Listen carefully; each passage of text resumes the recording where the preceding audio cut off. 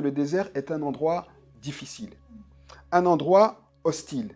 À cause de cette image, le désert est devenu pour nous chrétiens l'image des temps difficiles, l'image des temps arides, l'image des épreuves.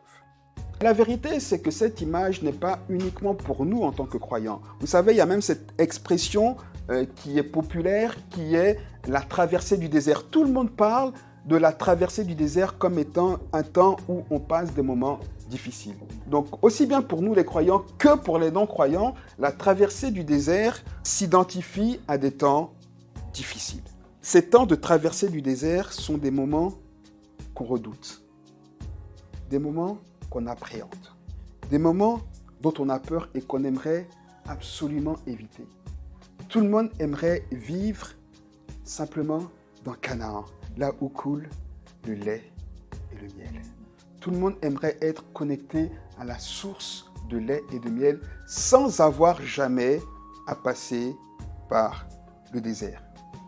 Et pourtant, le passage par le désert est un passage pas seulement indispensable, mais c'est un passage nécessaire. Mais vous entendez bien que dans cette expression, on parle de traverser. On parle de passer par. C'est-à-dire que le désert n'est jamais un endroit où on va demeurer. C'est un endroit de passage. Et le désert est aussi le passage obligé pour quitter une situation chaotique et atteindre une situation de stabilité.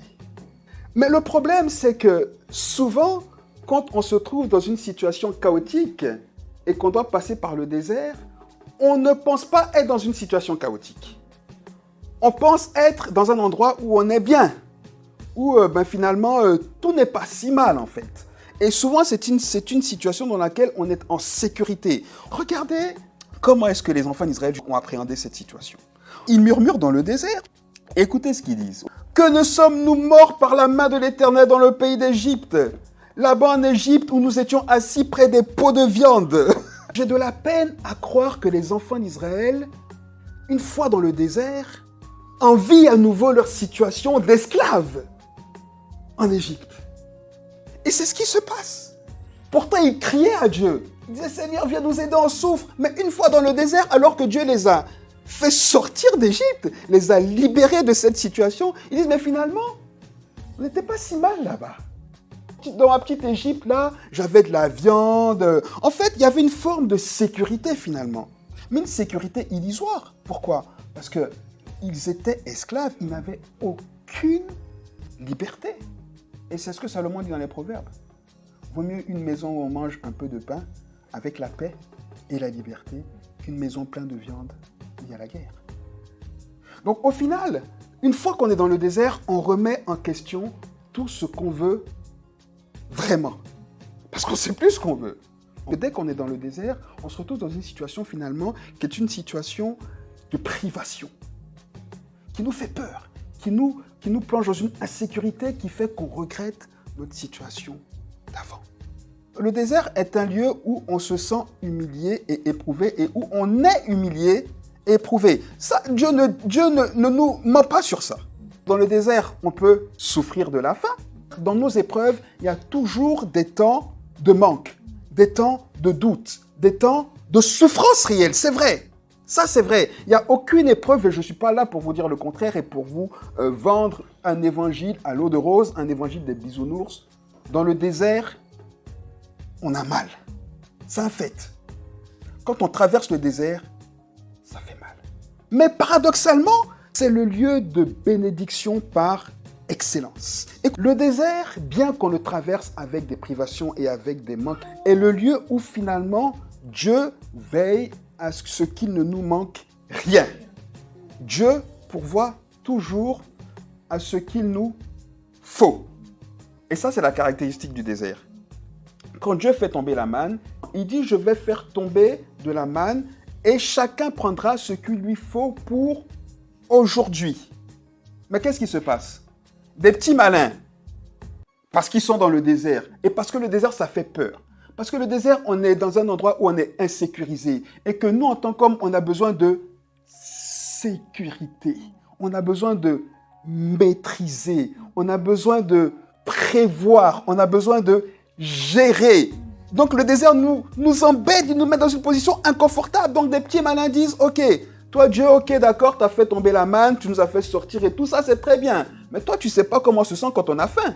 Nous, on est insécurisé là. Tu dis qu'on prenne de la manne pour un jour, t'es bien rigolo. Nous, on va en prendre pour 2 jours. On va mettre de côté, on va quand même prévoir pour 2 jours.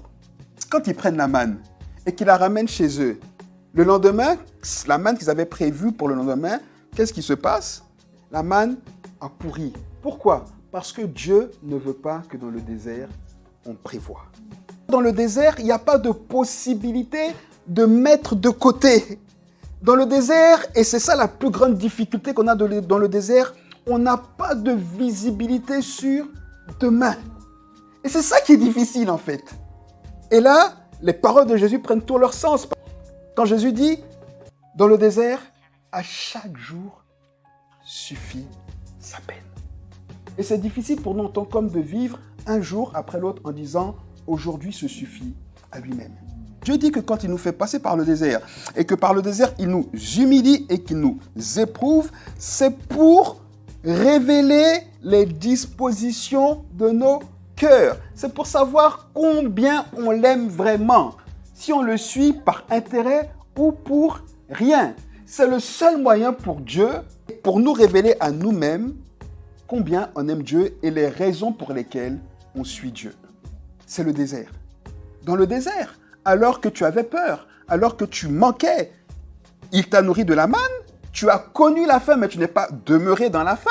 Ton vêtement ne s'est point usé sur toi. Ton pied, pendant que tu marchais, ne s'est pas enflé pendant ces 40 années. Il dit, reconnais en ton cœur que l'Éternel prend soin de toi, même dans le désert et même surtout dans le désert. Dans le désert, on a toujours peur, mais dans le désert, Dieu dit, ne t'inquiète pas, je suis là. Et en fait, le désert est l'endroit par lequel on doit passer si on veut devenir des hommes et des femmes spirituels. Il n'y a pas de spiritualité, de croissance spirituelle si on ne passe pas par le désert. Parce que c'est dans le désert qu'on comprend qu'on doit compter sur Dieu, qu'on apprend à compter sur Dieu. Et moins on compte sur Dieu dans le désert, plus notre durée dans le désert est rallongée parce que Dieu veut qu'on y apprenne à compter sur lui. Oui! Plus on murmure, plus notre temps dans le désert est rallongé. Donc notre sortie du désert dépend pour beaucoup de comment est-ce qu'on est capable finalement de se soumettre à Dieu, d'obéir à Dieu, d'apprendre à compter sur Dieu, d'accepter la volonté et la souveraineté de Dieu sur notre vie au quotidien. Notre temps dans le désert dépend aussi de comment est-ce qu'on est capable finalement de comprendre que notre vie n'est pas régie, ne dépend pas de ce qu'on a dans la main. On dure dans le désert quand on compte sur ce qu'on a, sur ce qu'on est, notre position.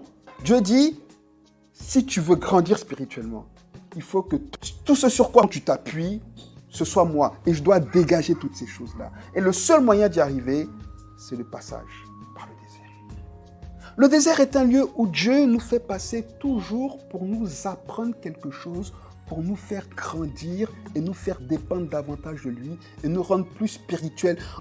On est dans une situation A. On va à une situation B.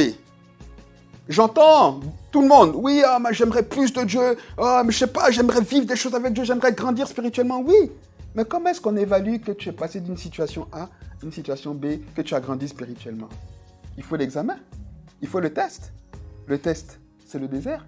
Le désert est l'endroit et le lieu où la présence de Dieu est la plus manifeste de toute notre vie. Jamais autant que dans le désert, Dieu se manifeste d'une manière palpable dans notre vie. Mais pourquoi? Forcément parce que dans le désert, on est fragilisé. Mais le problème, c'est qu'on est tellement focalisé sur les difficultés du désert qu'on ne reconnaît pas la présence de Dieu. Et dans le désert, Dieu sait qu'on a besoin d'être guidé sans se tromper. Parce que dans le désert, déjà, on est tellement insécurisé qu'il est là pour nous montrer le chemin. Mais à nous d'écouter et d'entendre. Nulle part ailleurs que dans le désert, quand on comprend que Dieu est présent de manière palpable, on est protégé par la main de Dieu.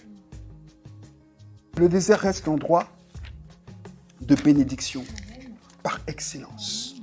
Quand on aura traversé le désert, on en sortira. Et quand on en sortira, Dieu va nous faire du bien.